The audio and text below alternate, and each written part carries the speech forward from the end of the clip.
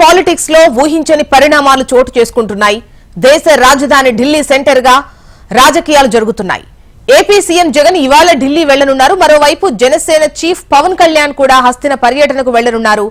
ఏపీలో అసెంబ్లీ ఎన్నికలు సమీపిస్తున్న వేళ నేతల టూర్లు ఇంట్రెస్టింగ్ గా మారాయి. ఇక సీఎం జగన్ ఇవాళ ప్రధాని మోడీతో సమావేశం కానున్నారు. ఈ భేటీలో రాష్ట్రానికి సంబంధించిన పలు అంశాలపై చర్చించనున్నట్లు తెలుస్తోంది. ఏపీకి రావాల్సిన గ్రాంట్స్ తో పాటు విభజన హామీలను మరోసారి ప్రధాని మోడీ దృష్టికి తీసుకెళ్లేందుకు రెడీ అయ్యారు సీఎం జగన్. ఇక రాష్ట్రంలో కొత్త మెడికల్ కాలేజ్లు, పౌర సరఫరాల శాఖకు సంబంధించిన సబ్సిడీ బకాయిల అంశాలపై కూడా చర్చించే అవకాశం ఉంది.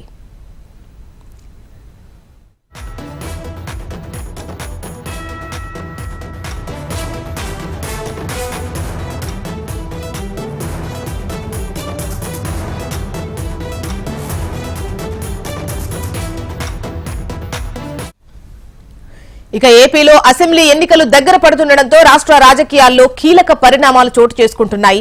ఇప్పటికే టీడీపీ అధినేత చంద్రబాబు కేంద్ర హోంమంత్రి అమిత్ షాతో సమావేశమయ్యారు.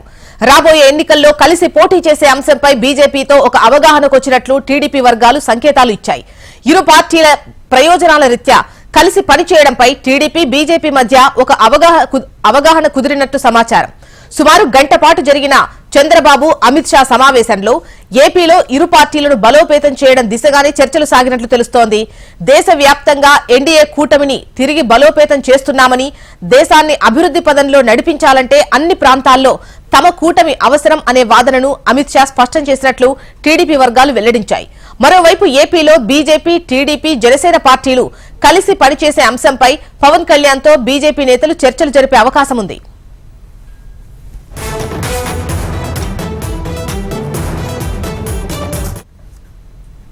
మొత్తానికి ఏపీ పాలిటిక్స్ ఢిల్లీ వేదికగా జరుగుతున్నట్లుగా కనిపిస్తోంది. వివరాలు మనకు శిరీష్ అందిస్తారు. శిరీష్, చెప్పండి. మొన్న చంద్రబాబు నాయుడు కలిశారు. ముఖ్యంగా పార్టీకి సంబంధించి ఎన్నికల్లో పొత్తులకు సంబంధించి మాట్లాడినట్టుగా తెలుస్తోంది. ఇవాళ సీఎం జగన్ కూడా కలవబోతున్నట్టుగా తెలుస్తోంది ప్రధానిని. సో పవన్ కళ్యాణ్ కూడా కలవబోతున్నారు. ఓవరాల్ గా ఢిల్లీ వేదికగా ఏపీ రాజకీయాలు నడుస్తున్నటువంటి క్రమం అయితే కనిపిస్తోంది. ఇవాళ సీఎం జగన్ అండ్ ప్రధాని భేటీలో ఏ అంశాలు చర్చకొచ్చే అవకాశం ఉంది? చూసిన ప్రస్తుతానికైతే సీఎం జగన్ పార్లమెంట్ కు చేరుకున్నారు. ప్రస్తుతం ప్రధాని కార్యాలయంలోకి వెళ్తున్నారు. మరికొద్ది సేపట్లో ప్రధాని నరేంద్ర మోడీ తోటి ఆయన సమావేశం అవుతారు. దీని తర్వాత అరగంట గ్యాప్ తర్వాత కేంద్ర ఆర్థిక శాఖ మంత్రి నిర్మలా సీతారామన్ తోటి కూడా సమావేశం అవుతారు. నిర్మలా సీతారామన్ తో జరిగే సమావేశంలో ముఖ్యంగా ఆర్థికపరమైన అంశాలతో పాటుగా పెండింగ్ ఇష్యూస్ ఏవైతే ఉన్నాయో వాటిపైన డిస్కషన్ చేసే అవకాశం కూడా ఉంది. చంద్రబాబు నాయుడు ఢిల్లీ పర్యటన ముగించుకొని బయలుదేరిన కొద్ది గంటల్లోనే జగన్మోహన్ రెడ్డి ఢిల్లీలో ల్యాండ్ అయ్యారు. నిన్న రాత్రి అమిత్ షాను కలిసే ప్రయత్నం కూడా చేశారు. కానీ అమిత్ షా అపాయింట్మెంట్ అనేది కూడా దొరకలేదు. ఈ రోజు ప్రధాని కలవడానికి ఆయన పార్లమెంట్ కు వచ్చారు. మరికొద్ది సేపట్లో ప్రధాని కూడా కలుస్తారు. అయితే ఈ భేటీలో రాష్ట్రానికి సంబంధించిన పెండింగ్ అంశాలతో పాటుగా రాజకీయపరమైన అంశాలేంటి కూడా చర్చకొచ్చే అవకాశం కూడా ఉంది. ముఖ్యంగా జనసేన, బీజేపీ, అదేవిధంగా టీడీపీకి సంబంధించిన పొత్తు అంశం అనేది చర్చకు రావచ్చు అని చెప్పేసి కూడా ఢిల్లీలో రాజకీయ వర్గాలు కూడా భావిస్తున్నాయి.